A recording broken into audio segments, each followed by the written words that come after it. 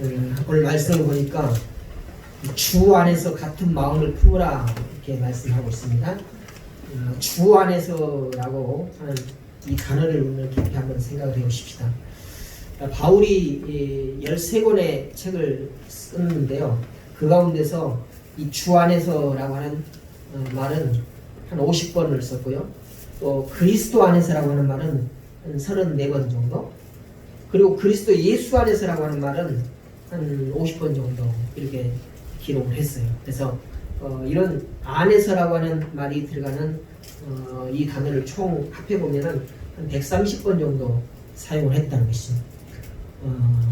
얼마나 이것이 중요하기에 계속적으로 이렇게 반복하면서 말씀을 했을까라고 한번 생각을 해보면은 우리가 정말로 주 안에서, 그리스도 안에서, 예수 그리스도 안에서 살아가기를 원하시는 것이 바로 예수님의 마음이다 라는 것을 우리는 읽을 수가 있는 것입니다.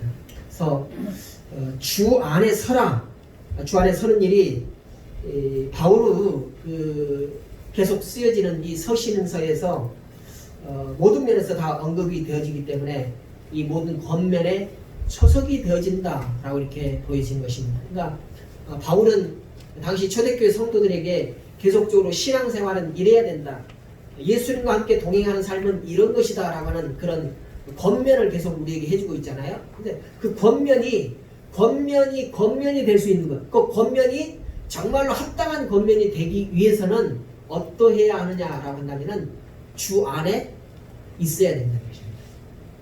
주 밖에서는 아무리 겉면이 우리에게 와 닿는다 할지라도 우리가 주 밖에 있으면은 이 겉면은 아무런 효과도 없고 능력도 없고 우리에게는 유익이 없다라는 것이죠. 그래서 주 안에 있을 때 이 사도 바울이 전하는 예수 그리스도의 말씀, 이것이 참으로 우리에게는 큰 능력이 되고 또 우리의 가는 길에 큰 동력이 된다라고 하는 것입니다. 그래서 오늘 사도 바울은 늘 권면을 할 때마다 주 안에서 또는 예수 안에서, 예수 그리스도 안에서 라고 하는 그런 단어들을 재차 반복하면서 사용을 했다는 것입니다. 이것이 얼마나 중요한가 라고 하는 것을 거듭거듭 강조하는 것이죠. 여러분의 삶과 또 여러분의 생각과 여러분의 모든 일상사가 주 안에 행해지는 그런 삶을 사시기를 주님의 이름으로 부탁을 드립니다. 사람 살아가는 모양은 여러 가지겠죠. 또 여러 가지 그 형편들이 다 다를 수가 있습니다. 그러나 주 안에서 거하는 것은 다 동일하다는 것입니다. 그래서 그 주 안에서 우리의 형편과 우리의 처지가 곧 주님의 인도하심을 따라 살아간다면 그것이 바로 하나님과 함께 동행하는 삶이고 또 주의 말씀에 벗삼아 살아가는, 주님과 함께 같이 걸어가는 그런 삶이 될 것이라는 것입니다. 오늘 이 사도 바울이 이와 같이 주 안에 서 있지 못하게 되면 어떤 일이 벌어질 것인가? 바로 그것이 죄악이라는 것입니다. 그것이 우리에게는 악행이고 하나님 뜻에 불순종하는 일이다 라고 하는 그런 말씀인 것이죠. 죄에 대해서 원어를 보면은 히브리어로는 하타, 또 헬라어로는 하마르티아 라고 이렇게 말합니다. 그래서 이 죄라고 하는 의미는 꼭 우리가 악행을 저질러서만 죄가 아니라 어떤 목표 지점이 있으면 그 목표 안에 들어가 있지 않냐고 밖으로 벗어나 있으면 그것은 모두가 다 죄다 라고 이렇게 말하고 있는 것입니다. 우리가 어떤 물건을 사기 위해서 쭉 줄을 서잖아요. 줄을 서면은 그 줄을 똑바로 서게 하기 위해서 이런 줄을 이렇게 그어놨어요. 그 줄 밖으로 벗어나면은 서 있지 않는 거라는 겁니다. 그런데 우리는 우리의 의지가 있잖아요. 또 우리의 고집이 있잖아요. 우리의 욕심이 있잖아요. 그죠? 그래서 늘 줄 밖으로 벗어나려고 하는 그런 마음들이 있어요. 그래서 줄 안에 서 있는 것은 온당한 일이지만 줄 밖으로 벗어나는 것은 이것은 모두가 다 죄다라고 이렇게 말하는 것입니다. 우리가 좀 겸손해가지고 나는 겸손하니까 다른 사람을 먼저 가게 하기 위해서 내가 줄 밖으로 벗어났대. 그럼 나는 마음이 나는 좀 천천히 물건을 사도 되니까 다른 사람에게 양보했으니까 나는 참 착하다 라고 이렇게 되어지겠지만 줄 밖으로 벗어났으니 이것도 죄라고 하는 그런 말인 것입니다. 간혹 말씀드렸습니다. 우리나라가 올림픽 하면은 메달밭이 양궁이잖아요. 이 양궁에 상당히 멀리 떨어진 그 표적을 향해서 활시를 당겨가지고 놓으면은 활이 날아가서 표적을 맞추는데, 표적을 보면은 가운데 가장 작은 원이 있고 거기를 X10이라고 해요. X10. 이게 만점입니다. 그리고는 그 밖으로 벗어나는 이렇게 원들이 있습니다. 그래서 9점, 8점, 7점, 6점 이렇게 되어 있는데, 우리가 인간 세상이기 때문에 9점도 점수가 되고 8점도 점수가 되고 7점도 점수가 되지만, 하나님의 말씀에 의하면은 이 X10 외에는 전부 다 답이 아니라는 것입니다. 하나님의 말씀에서 벗어났다는 것이죠. 멀리 떨어진, 조금 멀어졌느냐 가까웠느냐 그 차이가 있겠지만은 그것은 하나님의 말씀에 합당치 않다라고 하는 것입니다. 오직 X10 거기에 들어가야만 하나님께서는 합당하다라고 이렇게 말씀한다는 거죠. 우리는 우리 생각으로는 조금 벗어났으니까 마이너스 1점 정도는 메달 탈 수 있지 않는가? 라고 이렇게 합리화를 시킬 수 있다는 거죠. 그런데 하나님의 말씀은 그것도 죄다라고 이렇게 말씀하셨습니다. 물론 양궁을 얘기하는 건 아닙니다. 우리의 삶이 하나님의 말씀에서 벗어났느냐 안 벗어났느냐, 조금 벗어나나 많이 벗어나 전부 다 죄다라고 하는 것입니다. 그래서 이런 죄에 해당하는 것이 바로 주 안에서 벗어났을 때 그것이 바로 죄다라고 하는 것입니다. 이 하타 그리고 하마르티아, 이것은 단어는 다르지만 언어는 다르지만 그 의미로는 동일한 그런 말입니다. 그래서 잃어버리다 또는 틀리다 라고 하는 그런 의미를 가지고 있습니다. 그래서 죄란 마땅히 있어야 할 곳에서 벗어난 것, 이것을 죄다라고 이렇게 말하고 있습니다. 그렇다면 이제부터 그 다음 말씀을 한번 연결시켜 보겠습니다. 주 안에서라 라고 하는 이 말씀은 2절에서 주 안에서 같은 마음을 품으라, 즉 예수 그리스도의 마음을 품으라 라고 하는 이 말씀인데, 누구든지 그리스도 안에 있으면 새로운 구조물이라, 이전 것은 지나갔으니 보라 새 것이 되었도다. 고린도후서 5장 17절의 말씀입니다. 그래서 누구든지 주 안에 서 있으면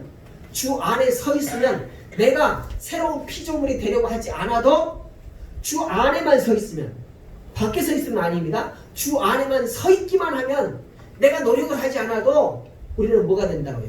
새로운 피조물이 되어요. 우리 뭔가 해가지고 열심을 보이고 뭔가 좀 사람들에게 눈에 띄는 것을 하면은 새롭게 거듭날 것이다 라고 이렇게 생각을 가지고 있는데, 그게 아니라는 것입니다. 다른 것, 우리의 노력이 필요한 것이 아니라, 우리의 능력이 필요한 것이 아니라 오직 한 가지, 예수 그리스도 안에 서 있기만 하면 된다. 그러면 우리는 새로운 피조물이 되어진다는 것입니다. 그래서 마치 그리스도라고 하는 큰 나무 줄기 안에 어떤 열매를 맺게 하기 위해서 접붙임을 당하면은 어떤 열매가 다르다 할지라도 그 줄기를 통해서 영양분을 공급받기 때문에 그 열매는 곧 그리스도를 통한 열매이다 라고 하는 것입니다. 내가 어떤 모양을 하고 있든, 내가 어떤 열매로, 어떤 나무로 태어났든지 간에 예수 그리스도라고 하는 그 줄기에 접붙임을 당하면 거기에서 나는 열매는 전부 다 예수 그리스도를 통한 열매가 되어진다는 것입니다. 그래서 우리가 내가 비록 못나고 또 능력 없고 가진 것 없고 그렇게 태어났다 할지라도 예수 그리스도 안에 살아간다면은 나를 통하여서 이루어지는 일들, 나를 통하여서 맺어지는 그 열매들은 전부 다 예수 그리스도가 맺는 열매다라고 하십니다. 그래서 여러분이 좀 열매를 맺어도 먹음직스럽고 만난 것 그런 열매가 아니라 할지라도 여러분의 삶이 예수 그리스도 안에 서 있다라고 한다면 그것은 더없는 귀한 열매다라고 하는 것입니다.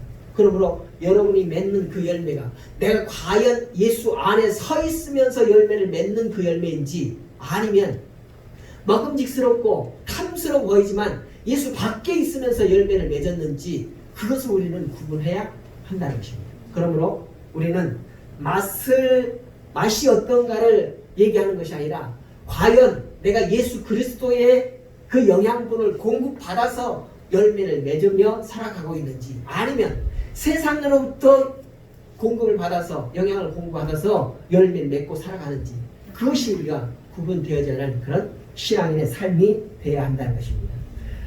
예수 그리스도로부터 영양을 공급받지 않냐고 맺는 열매는 아무리 풍성하고 아무리 튼실한 열매라 할지라도 오늘 하나님께서 기뻐하시지 않는다는 것입니다. 하나님께서 원하지 않는 열매다라고 하는 것이죠. 그러면 우리는 날마다 예수 그리스도 안에서는 삶을 살아야 할 것입니다. 오늘 4절을 보시면은 사도 바울이 이렇게 말하죠. 주 안에서 항상 기뻐하라. 내가 다시 말하니 기뻐하라. 이렇게 권면합니다. 여러분 이렇게 살아가십니까? 항상 기뻐하시며 살아가십니까? 그렇지 못하죠? 말이 쉽지 도대체 사람이 어떻게 항상 기뻐할 수가 있겠습니까? 살다 보면은 별별 사람을 다 만나게 되고, 어떤 사람을 만나면은 화부터 나기도 하고요, 어떤 사람을 만나면은 보기 싫어지는 그런 사람이 있을 수가 있다는 거죠. 그러니 어떻게 항상 기뻐할 수가 있겠느냐, 이 말씀인 것입니다. 때로는 정말로 천적과 같이 또 앙숙과 같은 그런 사람을 숙명적으로 만날 수도 있습니다. 나하고 무슨 원수진 일이 있다라고 만나기만 하면 그냥 분위기가 싸해지는 그런 사람도 만날 수 있다는 것입니다. 그런데 어떻게 우리가 그런 사람 관계에서 항상 기뻐할 수가 있겠는가? 그러나 성경은 그렇습니다. 인간의 생각으로는 할 수 없지만 하나님께서 우리에게 능력을 부어주시고 하나님께서 우리를 이끌어 가시는 대로 그 예수 안에, 그리스도 안에 서 있기만 하면 우리는 가능하다라고 이렇게 말씀하는 것입니다. 마태복음 19장 26절에 보니까 사람으로서는 할 수 없으되 하나님으로서는 다 뭐라고요? 할 수 있느니라. 아멘. 사람으로서는 할 수 없다라고 이렇게 인정되어지는 것, 그렇게 생각되어지는데 하나님으로서는 할 수 없는 것이 없다. 모든 것이 다 가능하다라고 이렇게 말씀하고 있는 것입니다. 도무지 인간수로 불가능해 보인 것이 하나님께로서는, 또 하나님 안에서는 가능하다라고 하는 이것이 바로 우리 기독교 신앙의 묘미 아니겠습니까? 나는 못해, 나는 할 수 없어 라고 하는 그런 일들도 어떻게 주 안에서 살다 보면 그것이 이루어지는 것을 우리는 보게 되잖아요. 이것이 참으로 신앙생활에 있어서 감칠맛 나는 그런 묘미가 아니고 무엇이겠습니까? 내 힘으로 내 능력으로 되어지는 일이 그게 많지 않다라고 하는 것을 우리는 늘 깨닫잖아요. 아닙니까? 나는 내 생각에는 지금도 한 딸을 하나 낳고 싶어요. 내 생각에. 그거 할 수 있어요, 없어요? 없어요. 이것조차도 할 수 없잖아요. 근데 하나님이 하시겠다고 한다는 거지. 아멘. 성경을 통해서 보니까 90세 됐는데 이 태문이 열려가지고 아이를 낳다는 거죠. 놀라운 일 아닙니까? 이게 바로 하나님 안에 있을 때, 예수 그리스도 안에 있을 때 가능한 일이다 라고 하는 것입니다. 우리가 그 초등학교 다닐 때 이런 실험을 한 적이 있을 것입니다. 말발굽처럼 생긴 그런 소리굽새라고 하는 것 아십니까? 소리굽새. 소리굽새가 두 개를 딱 놓고 하나를 그 망치로 탁 두들려요. U자로 돼 있으니까 이게 막 움직입니다. 움직여요. 근데 어느 만큼 지나면 요거는 아무 손도 안 댔는데 이거를 때려가지고 움직이는데 이게 서서히 움직이기 시작해요. 왜 그럴까요? 왜 이쪽을 때렸는데 이쪽이 움직여요? 장님 왜 그래요? 뭔 말인지 모르겠어요.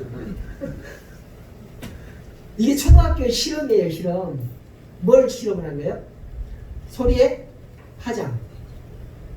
우리 눈으로 보이지 않지만 소리에도 에너지가 있고 힘이 있다는 것입니다. 그런데 그 소리가 보이지 않지만은 옮겨간다는 것이죠.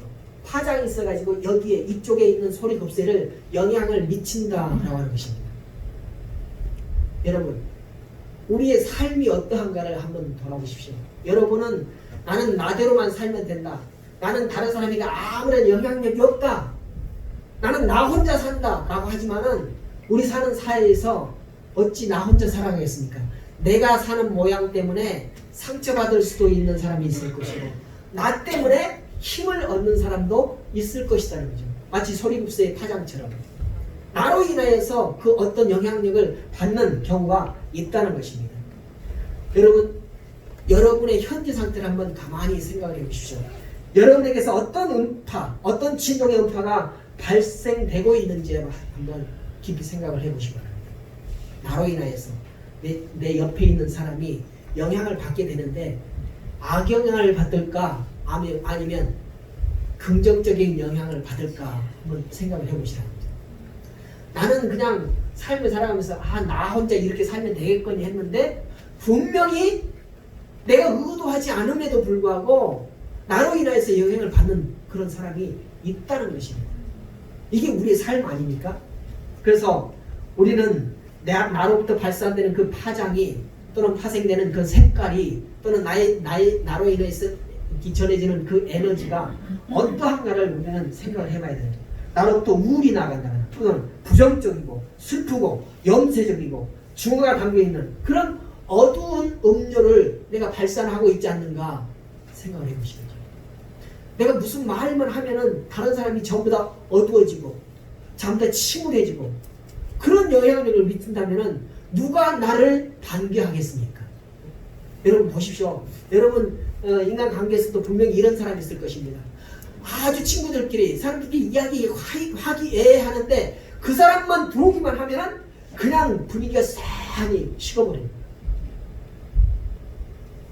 아주 뭉쳐가지고 재미있게 이렇게 이야기하는데 그 사람만 들어오면 그냥 다 흩어져 버리는 그런 사람이 있을 수 있다는 것입니다. 없어요? 있어요. 근데 또 어떤 사람은요, 별로 그냥 유쾌하지 않고 그냥 모여서 있는데 그 사람만 들어오면은 그냥 웃음소리가 끊어지지 않아요. 끊어져요.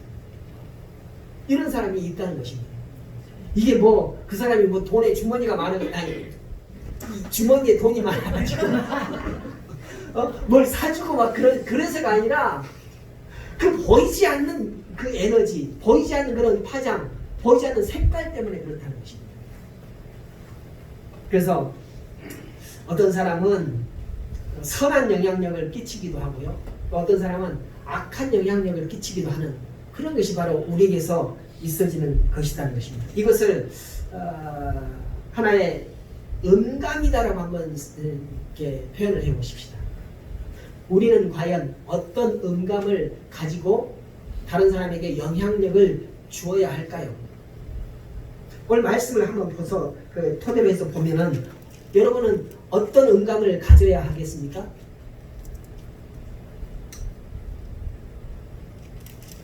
어떤 음감? 예수 그리스도 안에 있게 되면은 우리가 가지는 그 음감은 어떤 음감일까요? 악한? 또 다른 사람들을 불우하게, 불행하게 만드는? 우울하게 만드는 그런 음감일까요? 아니에요. 예수 그리스도 안에 있을 때 내가 지닌 그 음감은 그리스도의 음감이라는 거죠. 예수 그리스도의 음감이라는 것입니다. 예수 그리스도의 음감은 뭐였어요? 아까 말씀드렸듯이 인간으로서는 할 수 없지만은 하나님으로서는 모든 것이 다 가능하다고 하는 그 음감. 그런 음감을 내가 지님으로 인해서 내가 어떤 공동체 안에 들어가면은 전부 다 선한 영향력을 받고 그래서 침울한 분위기였다가 다시 확해 유쾌한 분위기로 바뀌어지는 그런 놀라운 역사가 있게 되어진다라는 것입니다. 그래서 우리에게 필요한 것은 그리스도라고 하는 절대 음감이 필요하다라는 것입니다. 어떤 상황 속에서도 그리스도의 소리만 내는 것입니다. 그러기 위해서 우리는 어떻게 해야 될까요? 어떻게 하면 우리가 그리스도의 절대 음감을 가질 수가 있어요? 다 주무십니까? 내가 이렇게 안경을 잘못 쓰고 왔어요. 돋보기를 써가지고 이렇게 끼면은 여러분들이 잘 안 보여. 표정이 그래서 봤습니다. 표정이 잘 안 보여. 이렇게 가까이는 보이는데 어때요? 어떻게 해야 그리스도의 절대 음감을 여러분이 소유할 수가 있느냐 이거죠. 잘 안 되는데 권사님 뭐라고 안 하셨어요? 아까 누차 말씀드렸잖아요. 약 130번 정도를 뭐라고 그랬다고요? 주 안에 그렇지. 예수 안에, 그리스도 안에, 예수 그리스도 안에. 예수 안에 서 있을 때 우리는 예수 그리스도의 절대 음감을 지닐 수가 있다는 것입니다. 그래서 내가 그 절대 음감을, 예수 그리스도의 절대 음감을 가지고 있을 때에 내가 어느 곳에 가든지 그 내 절대 음감의 파장으로 인하여서 다른 사람에게 선한 영향력을 끼칠 수가 있다라고 하는 것입니다. 그래서 우리는 날마다 그런 예수 그리스도의 절대 음감을 지니기 위해서는 예수 그리스도 안에 서 있기만 하면 된다는 것입니다.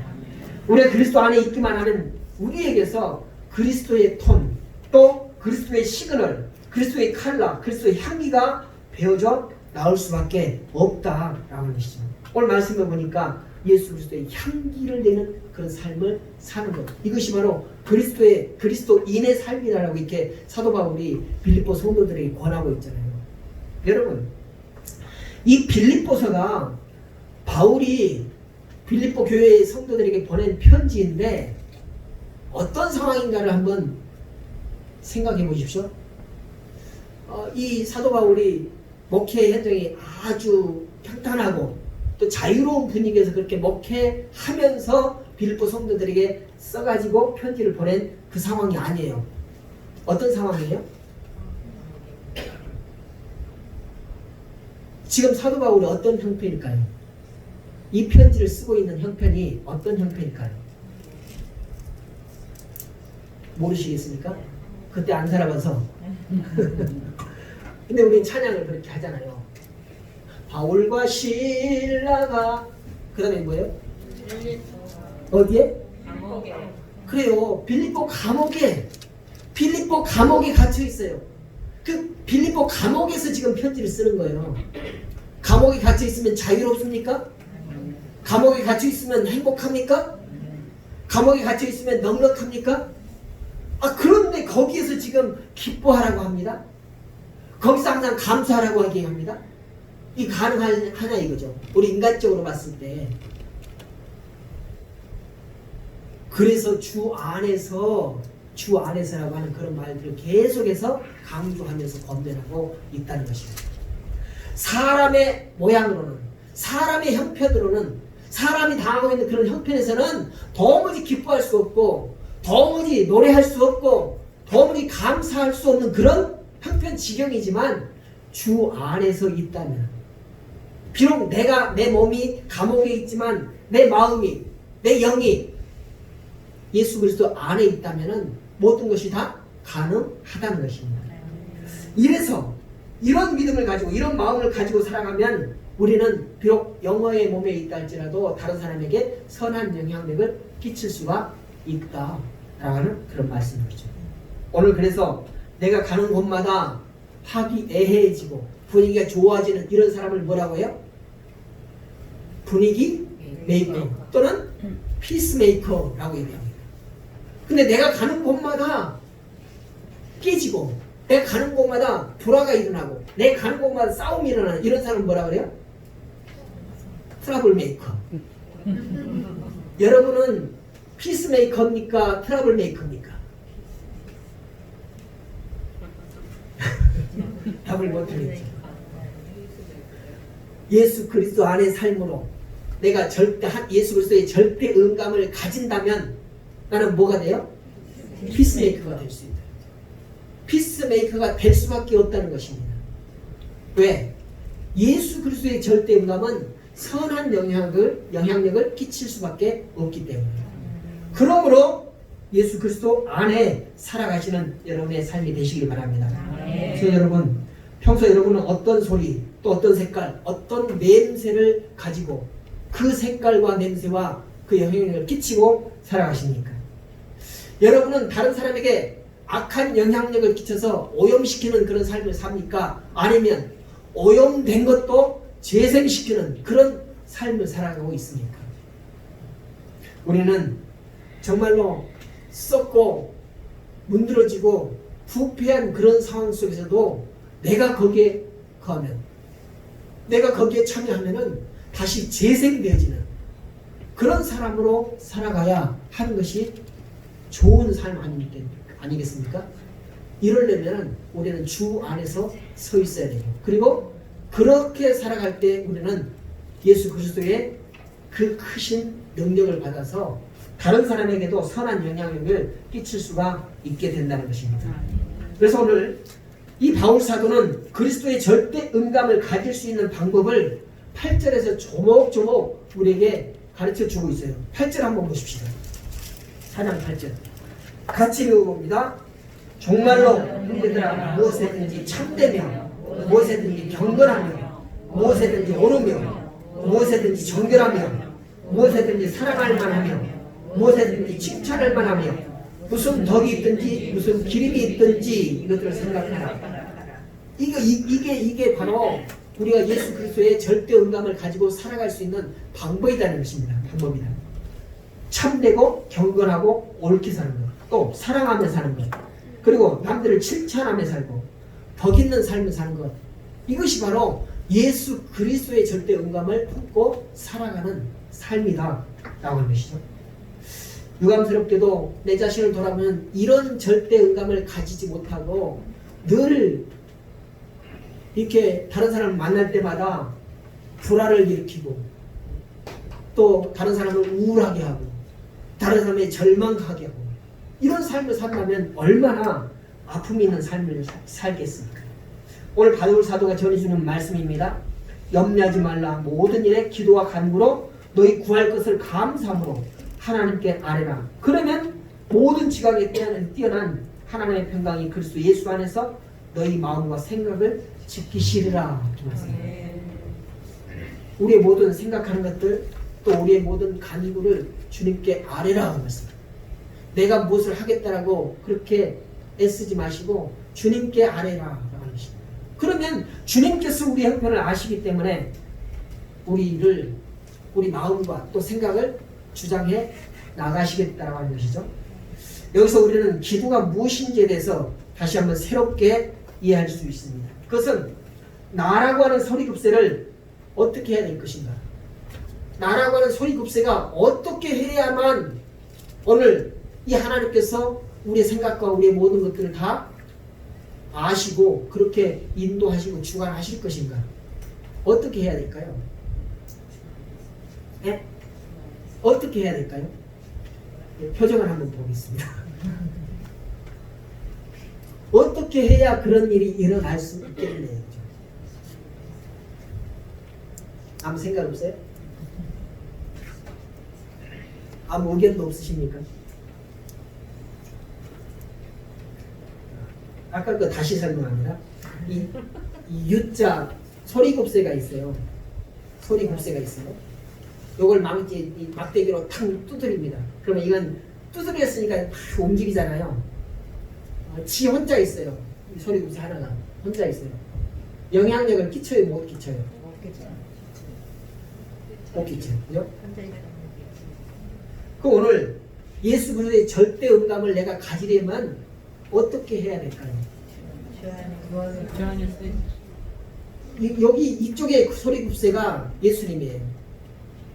그럼 내가 이 영향력을 받으려면 어떻게 해야 될까요? 요거는 나예요, 나. 이 영향력을 내가 받으려면 어떻게 해야 돼요? 앞에 서 있어야 돼요. 앞에 서 있어요. 멀리 떨어져 있으면 영향력이 안 끼쳐져요. 또 소리급새가 이렇게 앞에 있어야 되는데 엎어져 있어요. 그거 어떻게 될까요? 네? 엎어져 있으면 아무리 울려도 영향력을 미치지 못해요. 이렇게 서 있어야 돼. 서 있어요. 예수 그리스도 안에 그리고 예수 그리스도 앞에 서 있어야 우리는 예수 그리스도의 절대 영향력, 절대 음감을 받을 수가 있고, 그로 인해서 다른 사람에게 그 음감을 영향력을 끼칠 수가 있게 되어진다라고 하는 것입니다. 그러므로 우리는 가장 먼저는 예수 그리스도 안에 있어야 되고, 그 다음에 예수 그리스도 앞에 서야 된다는 것입니다. 엎어져 있으면 안 된다는 것입니다. 서야 돼요, 서야 돼요. 여러분, 서 있기를 바랍니다. 그래서 내 자신이 주 앞에 서는 것이 무엇보다도 중요하다는 것입니다. 그리고 내 조율이라고 하는 것을 들어보셨어요? 조율. 이 피아노도 조율을 해줘야 아주 아름다운 음이 그대로 살아있지. 조율이 안 되면은 잘 음이 막 쳐도 아무리 그 능수능선하게 쳐도 조율이 맞지 않으면은 아름다운 음료를 낼 수가 없게 될 것입니다. 그렇다면은 우리가 예수 그리스도 안에 있고 또 서 있다 할지라도 그 예수 그리스도의 절대 음감을 그대로 받아서 영향력을 끼치려면 어떻게 해야 될까요? 조율을 받아야 되겠네요. 그렇죠. 오, 놀라워라. 조율이 된다, 이게 조율이 되어야 한다니까요. 나는 조율이 안 되고 계속 나는 예수 그리스도 안에 산다, 또 나는 서 있다, 나만 주장을 하면 안 된다는 것입니다. 하나님의 뜻이 무엇인가, 하나님의 절대 음감이 어떠한가를 늘 관심 있게 바라보고 나를 그 하나님께 맞추려 하는 조율이 있어야 된다. 조율이. 내가 조율이 안 되면 아무 영향력이 없다는 거예요. 물론 영향력을 끼쳐도 악한 영향을 끼칠 수가 있다는 것입니다. 잘못되어진 영향력을 끼칠 수가 있다는 것입니다. 조율이 무엇보다도 중요하다는 것입니다. 그래서 이 조율이라고 하는 것은 하나님의 뜻이 무엇인지, 내 뜻도 있어요. 여러분 뜻 없습니까? 여러분의 의견 없어요? 있어요. 분명히 있습니다. 의견 없는 사람이 어디 있겠습니까? 그러나 내가 의견이 있음에도 불구하고 하나님의 뜻이 무엇인가를 알고 내 의견을 그 뜻에다 맞추려고 계속 애쓰는 삶, 이게 뭐예요? 조율이에요. 조율이 돼야 되는 거죠. 조율이 돼야 좋은 영향력을 끼칠 수가 있다는 것입니다. 여러분, 오늘 이렇게 우리를 통해서 나아가는 소리, 나를 통해서 나아가는 색깔, 나를 통해서 나아가는 그런 에너지가 어떠한가를 우리는 늘 관심을 가지고 돌아봐야 하는 것이죠. 그래서 하나님께서 뜻하시는 것과 잘 조율이 되어 있는지, 조율이 안 되어 있다면 끊임없이 조율하기 위해서 애써야 된다는 것입니다. 그래야 우리는 나를 통해서 좋은 영향력을 다른 사람에게 끼칠 수가 있게 되는 것이죠. 그래서 우리의 가정과 우리의 직장이 색깔이 어떠한가를 보면은 내가 속해 있는 곳이기 때문에, 내 속해 있는 직장이 잘못되어진 그런 에너지가 발산이 된다 그러면 그건 누구 탓이라고요? 네? 내 탓이에요. 내 탓. 내가 하나님과 조율이 잘못되어 있기 때문에 나로부터 영향을 끼쳐가지고 잘못된 그런 일들이 발생이 된다라는 그런 인식을 가지고 살아간다면 우리는 끊임없이 하나님께 뜻을 묻고 그 뜻에 내 의지를, 내 생각을 맞추려고 하는 그런 삶을 살아갈 수가 있게 된다는 것입니다. 여러분, 아까도 말씀드렸지만 오늘 사도 바울이 우리에게 이렇게 계속해서 권면하는 이 말씀, 사도 바울이 형편이 좋아서가 아닙니다. 사도 바울이 자유를 만끽하면서 그렇게 우리에게 권면하는 것이 아니라고 했습니다. 어떤 형편이 있어요? 감옥에 갇혀있는 형편이 있습니다. 그럼에도 불구하고 그렇게 우리에게 권면할 수 있는 것은 그 자신이 예수 그리스도 안에 서 있기 때문에, 그리고 그 자신이 하나님의 뜻과 항상 일치되어지는 그런 조율되어진 삶을 살아가기 때문에 우리에게 그렇게 살라고 권면할 수가 있다는 것입니다. 그러면서 그는 또 이렇게 말하잖아요. 내가 형편이 좋아서 너희에게 말하는 것이 아니다. 나는 비천에 처해도 봤고 또 죽을 그런 상황에도 처해봤다. 그렇지만 그런 여러 가지 상황 속에서도 내가 주 안에 서 있으니까 하나님께서 나를 통해서 여러 가지 영광된 일들을 행하시더라 라고 하는 것입니다. 우리도 하나님께서 계획하신 일들을 이루시는데 정말 다른 사람보다도 내가 쓰임 받기를 원하는 그런 삶을 살아가지 않습니까?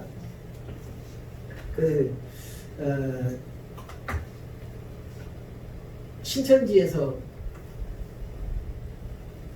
신문사가 있는데 광고국 국장으로 있던 그 어떤 예전도사가 한 3년 전에 탈퇴를 해가지고 간직을 하는 것을 들었습니다.